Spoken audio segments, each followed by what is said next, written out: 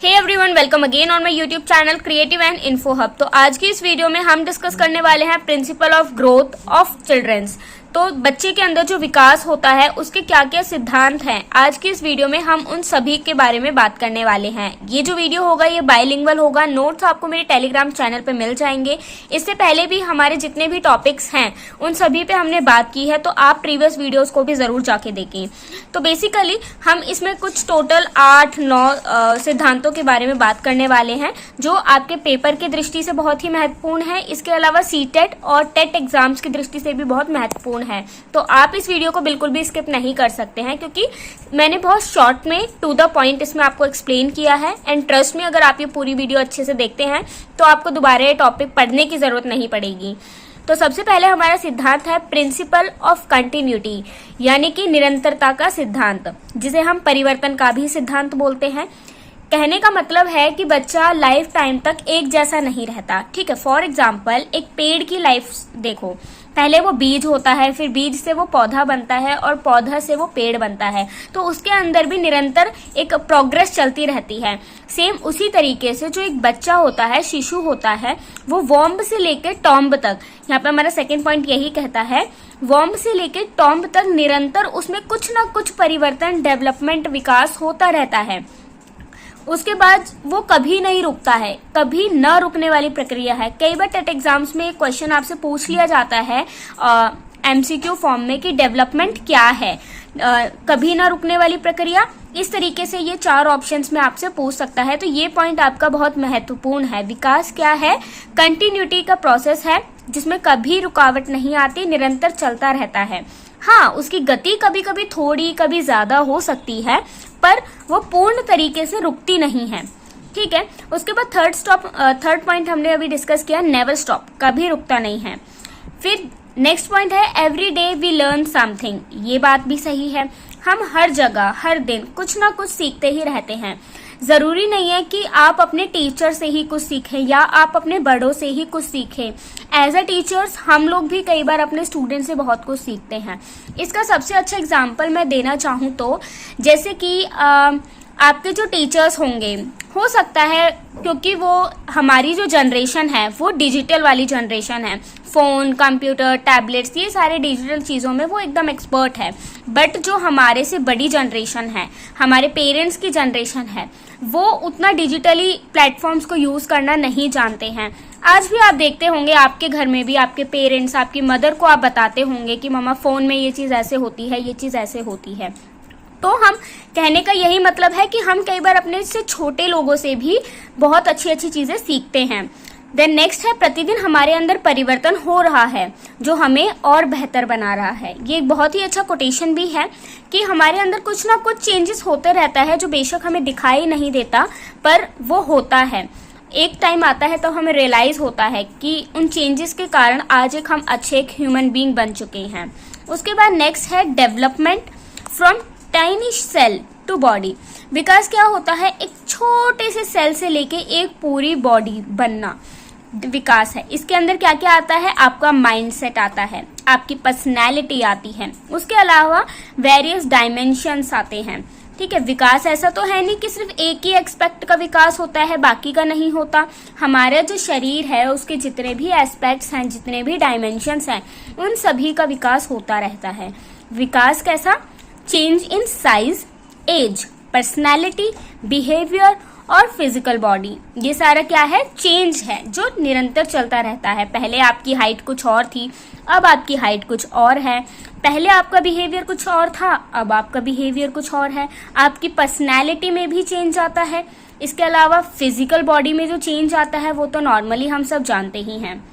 Then next है, यह परिवर्तन भी कुछ ऐसे ही होता है जैसे आप 5 साल की उम्र में थे वैसे आप 10 साल की उम्र में नहीं थे, और जैसे आप 10 वर्ष की आयु में थे वैसे आप अब नहीं हैं।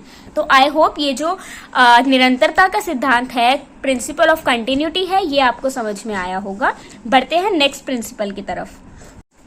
देन नेक्स्ट हमारा प्रिंसिपल है principle of proceeding from general to specific, यानी कि सामान्य से विशिष्ट की ओर हमारा विकास बढ़ता है। जैसे कि बच्चा पहले अपनी पूरी बॉडी से रोता है, ठीक है। आपने देखा होगा जो 6-7 महीने का बेबी होता है, जब वो रोता है तो वो अपने हाथ पांव मारता है, पर जैसे जैसे आप बड़े होते हैं तो वैसे वैसे उसमें चेंज आने लगता है, आपका अपने इमोशंस पे, अपनी बॉडी पे कंट्रोल बनने लगता है, ठीक है। तो वैसे ही जो हमारे विकास की प्रक्रिया होती है वो सामान्य से विशिष्ट की ओर जाता है। इसका सबसे अच्छा एक और उदाहरण है कि हाथ से पकड़ना। जैसे कि पहले कोई भी चीज होती थी, जैसे मान लीजिए ये पेन है, तो छोटा बच्चा उसको अपने पूरे हाथ से ऐसे करके पकड़ता था, फिर धीरे धीरे आपने उसको अच्छे से पकड़ना सीखा और अब आप उसे इस तरीके से पकड़ते हैं कि आप उसे अलग अलग तरीके से कैलीग्राफी कर सकते हैं, लाइक, ठीक है। देन भाषा, पहले बच्चा आड़े टेढ़े कुछ भी अपने तरफ से शब्द बना के संप्रेषण यानी कि कम्युनिकेशन करने की कोशिश करता था। ऐसा तो नहीं है कि वो पैदा होते ही बहुत अच्छे से भाषा सीख गया बोलना, वो धीरे धीरे उसने सीखा है। तो उसी तरीके से जो हमारी विकास की प्रक्रिया है वो सामान्य से विशिष्ट की ओर बढ़ती है, जनरल टू स्पेसिफिक है। ये क्वेश्चन भी आपका बहुत बार आता है। तो कुल मिला के बात ये है कि इसमें हम जितने भी पॉइंट्स डिस्कस करने वाले हैं वो बहुत इंपॉर्टेंट है, आप स्किप नहीं कर सकते हैं। अगर आपने अभी तक मेरे चैनल को सब्सक्राइब नहीं किया है तो डू सब्सक्राइब माई चैनल। और कब करोगे यार? एंड यस, अगर शेयर नहीं किया तो शेयर कर दो अपने फ्रेंड्स के साथ भी। बढ़ते हैं नेक्स्ट की तरफ, प्रिंसिपल ऑफ इंडिविजुअल डिफरेंसेस, यानी कि व्यक्तिगत विभिन्नताएं। अब ये डिफरेंसेस क्यों होते हैं? हमारे हेरिडिटी, जीन्स की वजह से, या यूं कहें एनवायरनमेंट की वजह से, ठीक है। जो हम ये कह सकते हैं, पॉइंट पे ही आते हैं, एवरीवन इज डिफरेंट, हर कोई अलग होता है। Even twins are also different in their interest, skills, lookings due to are their genes and environment. कहने का तात्पर्य है, मतलब ये है कि जो जुड़वा बच्चे होते हैं वो भी हो सकता है वो दिखने में सेम हो, कई बार ऐसे होता है कि वो दिखने में एकदम हूबहू होते हैं, पर उनके जो इंटरेस्ट है, उनके जो स्किल्स हैं, उनमें चेंज होता है। दो जुड़वा बच्चे भी कभी पूरी तरीके से सेम नहीं होते, उनके अंदर भी इंडिविजुअल डिफरेंसेस होते हैं। ये सबसे अच्छा एग्जाम्पल है व्यक्तिगत विभिन्नताएं की। देन नेक्स्ट है, a teacher should understand this and make activities and curriculum according to this for a child. यानी कि जो बच्चों की व्यक्तिगत विभिन्नताएं हैं, एक शिक्षक को उनका ध्यान रखना चाहिए और उसके अकॉर्डिंग ही क्लास में एक्टिविटीज को प्लान करना चाहिए। क्योंकि ऐसा नहीं है कि हमने एक एक्टिविटी सोच के बना दी और हम ये सोच के चलते हैं कि ये एक्टिविटी क्लास के 40 बच्चों के लिए अच्छी है, सुटेबल है। नहीं, हो सकता है कि आपकी क्लास में कोई स्लो लर्नर हो, कोई गुड लर्नर हो सकता है कि किसी को उसमें इंटरेस्ट नहीं हो। तो आपको सबके अकॉर्डिंग, सब बच्चों के बारे में सोचना है और उसके अकॉर्डिंग अपनी टीचिंग प्रैक्टिस, अपनी टीचिंग पे ध्यान देना है, एक्टिविटीज प्लान करनी है, क्योंकि सब बच्चे एक जैसे नहीं होते। Then should also provide opportunities to the child according to child interest. As a teacher आपको हर तरीके के बच्चों का सम्मान करना चाहिए और उन्हें बराबर की अपॉर्चुनिटीज देनी चाहिए। देन नेक्स्ट प्रिंसिपल है प्रिंसिपल ऑफ यूनिफॉर्म पैटर्न, या यूं कहें प्रिंसिपल ऑफ सीक्वेंस। यानी कि जो हमारा विकास है, विकास की प्रक्रिया है, वो एक सीक्वेंस में होती है। उदाहरण के लिए, जैसे पहले बच्चा क्रॉल करना सीखता है, फिर वो घुटनों के बल चलना सीखता है, गिरता है, उठता है, फिर फाइनली कहीं जाके वो अच्छे से चलना सीखता है। तो इस तरीके से एक सीक्वेंस है। ऐसा नहीं है कि बच्चा सीधा ही भागने लग गया, नहीं, उसकी भी एक प्रक्रिया है। गर्भ में भी हमारा पहले शरीर बनता है। आपने देखा होगा फोटोज में, टीवीज में, इंटरनेट पे आपने कहीं देखा होगा कि जब भी लाइक अल्ट्रासाउंड के बहुत सारे आपने देखा जरूर होगा, तो उसमें सबसे पहले ना गोल गोल दिखता है, बेबी का सर दिखता है। उसके बाद बाकी के जो उसके बॉडी पार्ट्स होते हैं वो बाद में बनते हैं। तो वॉर्म के अंदर भी सबसे पहले बेबी का सर डेवलप होता है, उसके बाद उसकी spinal cord, then heart and then chest. ऐसे कर करके उस बेबी का पूरा बॉडी डेवलप होता है। देन बात यहाँ पे अगेन वही चीज हमने फ्लो चार्ट के थ्रू लिखी है, physical development is also a uniform manner. तो जैसे कि देखिए, यहाँ पे मैंने स्टेटमेंट एक सेंटेंस के थ्रू अपनी वही बात लिखी है, पर यहाँ पे मैंने उसी बात को एक फ्लो चार्ट के थ्रू लिख दिया है। तो अगर हमारे जो टीचर है, जो एग्जामिनर है, आपकी जो कॉपी चेक कर रहा है, वो इस पे ध्यान ना भी दे तो एटलीस्ट वो इस पे तो ध्यान देगा ही देगा। तो इस तरीके से आपको अपने एग्जाम में भी ऐसे ही लिखना है। बहुत सारे बच्चे पूछते हैं कि एग्जाम में कैसे लिखना चाहिए, तो स्पेसिफिक वीडियो क्या ही बनाना, क्योंकि स्पेसिफिक जब हम सोचते हैं पॉइंट्स तो कई बार हमारे भी ध्यान में से निकल जाती हैं बातें। तो इसलिए छोटी छोटी चीजें हैं जिन्हें हमें ध्यान में रखना चाहिए कि हमें कैसे अपने आंसर को लिखना है। देन आज का हमारा लास्ट सिद्धांत, इस वीडियो में हम सिर्फ 5 ही सिद्धांत पे बात करेंगे, वरना वीडियो बहुत लंबा हो जाएगा। इसके नेक्स्ट पार्ट जो आएगा उसमें हम बाकी के 5 डिस्कस करेंगे, ठीक है। तो हमारा 5th प्रिंसिपल है प्रिंसिपल ऑफ डायरेक्शन, यानी कि दिशा का सिद्धांत।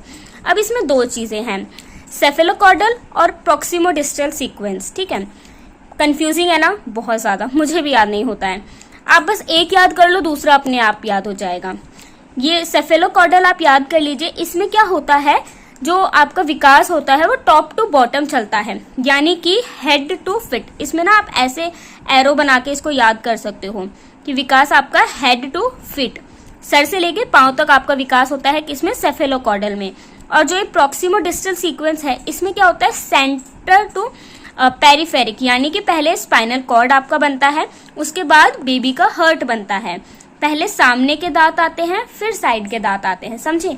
सबसे अच्छा एग्जांपल ये है, छोटे बच्चों की स्माइल देखी होगी बचपन में, उनके सबसे पहले आगे के 2 दांत आते हैं खरगोश के जैसे, उसके बाद साइड के दांत आते हैं। तो आप ना जहाँ पे देखो, आपको कोई चीज अगर ऐसे लगे ना कि ये तो बहुत हार्ड है, मुझे समझ में नहीं आ रहा है, तो उसके एग्जाम्पल याद कर लो, कॉन्सेप्ट अपने आप याद हो जाएगा। और ये वाला आप सोच रहोगे यार क्या ही चीज है, बट ये याद करना पड़ेगा, ये इंपॉर्टेंट है, क्योंकि सेफेलोकॉर्डल और प्रॉक्सिमोडिस्टल ये पक्का आता है कि ऐसे पूछता है। हमारा जब सीटेट का एग्जाम था तो उसमें पूछा था कि डेवलपमेंट की वह प्रक्रिया जिसमें बच्चे का विकास स्पाइनल कॉर्ड से लेके हर्ट की तरफ होता है, उसको क्या बोलते हैं।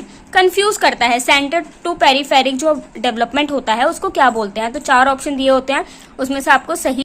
So every child has different rate of development. However, development of all human beings follows a similar pattern, similar sequence और डायरेक्शन। ये बात हम पहले भी डिस्कस कर चुके हैं ऊपर वाले पॉइंट में कि जो हमारा विकास होता है वो एक सीक्वेंस में होता है। तो ये थे आज के 5 पॉइंट।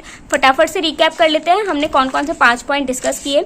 सबसे पहले है कंटिन्यूटी का सिद्धांत, प्रिंसिपल ऑफ कंटिन्यूटी, निरंतरता का सिद्धांत। उसके बाद हमने बात की principle of proceeding from general to specific, general to specific याद कर लो तो भी चलेगा। Then principle of individual differences, व्यक्तिगत विभिन्नताएं। उसके बाद नेक्स्ट था principle of sequence, then last principle of direction. तो ये थी आज का पार्ट 1। इसका नेक्स्ट पार्ट भी जल्दी ही आएगा, तो वीडियो को लाइक करना, चैनल को सब्सक्राइब करना एंड भर भर के शेयर करो गाइज। आप जो कमेंट करते हो, शेयर करते हो लोगों के साथ, तो अच्छा लगता है, मुझे मोटिवेशन मिलती है इस तरीके की और वीडियो बनाने की, क्योंकि सच में बहुत मेहनत लगती है आप लोगों के लिए नोट्स प्रिपेयर करने के लिए। सो मोटिवेट करते रहें, पढ़ते रहें। थैंक यू गाइज, ऐसे ही सपोर्ट करते रहें। Thank you so much.